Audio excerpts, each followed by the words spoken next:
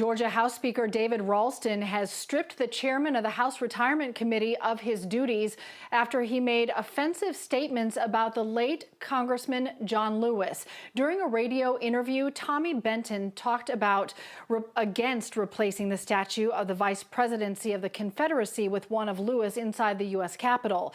In their interview, Benton said Lewis's only claim to fame was getting hit in the head on the Edmund Pettus Bridge in 1965.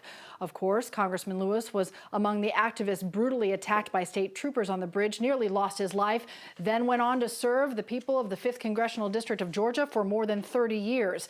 Today, Ralston released a statement condemning those remarks, calling them offensive and disgusting.